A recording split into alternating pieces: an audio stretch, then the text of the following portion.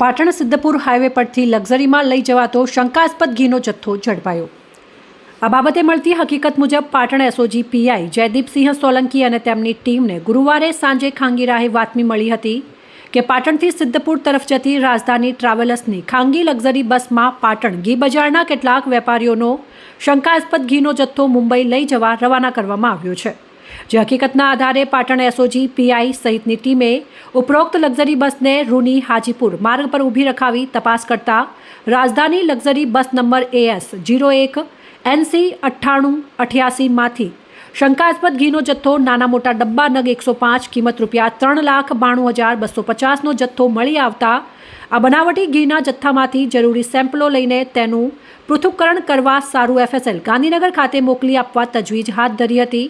Luxury બસના ચાલક સમીર ખાન, મહેબૂબ ખાન, ચાંદ ખાન બલોચ રહેવાસી મેસર, તાલુકો સરસ્વતી, જિલ્લો પાટણ અને કંડક્ટર રણજીત દેસડાજી વિસાજી ઠાકોર રહેવાસી ડીસા શુભમ પાર્ટી પ્લોટ પાસે તાલુકો ડીસાવાળાને આગળની કાર્યવાહી માટે બાલીસણા પોલીસને સોંપવામાં આવ્યો હોવાનું જાણવા મળ્યું છે।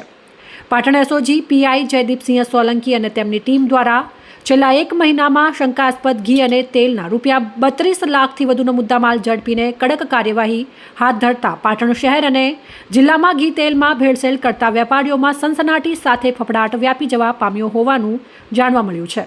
પાટણ એસઓજી પોલીસે જિલ્લા પોલીસ વડાની સૂચના અનુસાર છેલ્લા 1 માસની અંદર ગેરકાયદેસર હથિયારના 6 ગુના, જાહેરમાં ભંગના 30 ગુના, બોગસ ડોક્ટરોના 9 ગુના, દેહ વેપારના 2 ગુના અને નાસ્તા ફરતા આરોપીના 5 ગુના સાથે શંકાસ્પદ ઘી તેલના જથ્થાને ઝડપી લેવાના ગુનાઓ ડિટેક્ટ કર્યા હોવાનું ડીવાયએસપી પંડ્યાએ જણાવ્યું હતું।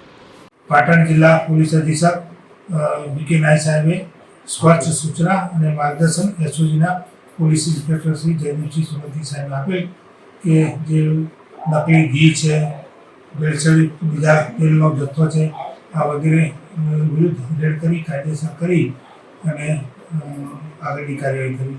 જેના અનુસંધાને ટૂંક જ સમયમાં પાટણ શહેરમાં અલગ અલગ 2 જગ્યાએ રેડ કરી ₹8,14,000નો ભેળસેળયુક્ત બનાવટી ઘીનો જથ્થો પકડવામાં આવ્યો છે।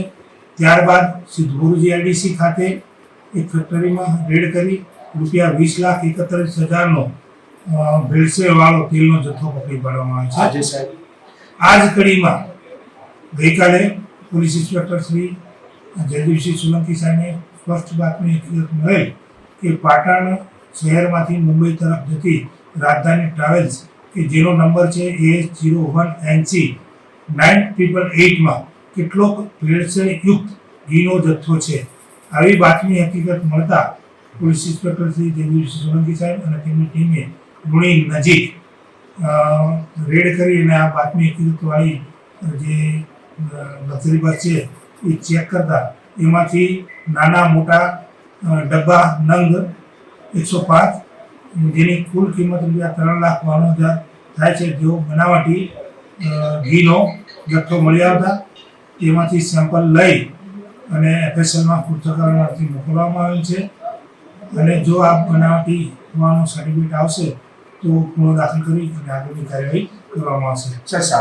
આજે બનાવ છે એ માટે ટ્રાવેલ્સનો ચાલક છે સમીર ખાન બલોચ અને કંડક્ટર છે રણજીત ઠાકોર, આ બંનેની હાલમાં પૂછપરછ ચાલુ છે અને પાટણ શહેરના અલગ અલગ કુલ 9 વેપારીઓએ આ ઘીનો જથ્થો છે એ પાટણથી મુંબઈ મોકલવા માટે આ લક્ઝરી બસમાં મૂકેલ હતો એ પ્રાથમિક હકીકત તપાસ દરમિયાન ખુલવા પામેલ છે। સર, વેપારીઓ સામે કોઈ કાર્યવાહી થશે? જે 9 વેપારીઓ છે, મેં આપને કહ્યું કે જે આ બનાવટી ઘીનો જથ્થો છે એના FSLના સેમ્પલ લેવામાં આવે છે અને FSLમાંથી જો સર્ટિફિકેટ સબસ્ટાન્ડર્ડનું આવશે તો ગુનો દાખલ કરી અને તમામ વિરુદ્ધ આગળની કાર્યવાહી કરવામાં આવશે। સર, એસઓજીએ વધુ એક કામગીરી પણ ટૂંક જ સમયમાં કરી છે। બોગસ તબીબોને ઝડપવામાં આવ્યા છે। ટૂંકા જ સમયમાં ખૂબ મોટી સંખ્યામાં બનાવટી ડોક્ટરોને પણ કેટલા ઝડપવામાં છે? મેં આપને કહ્યું એ પ્રમાણે કે અમારા પોલીસ અધિક્ષક સાહેબ શ્રી તરફથી પાટણ જિલ્લામાં જે નાગરિકોનું આરોગ્ય છે એની સાથે ચેડા ન થાય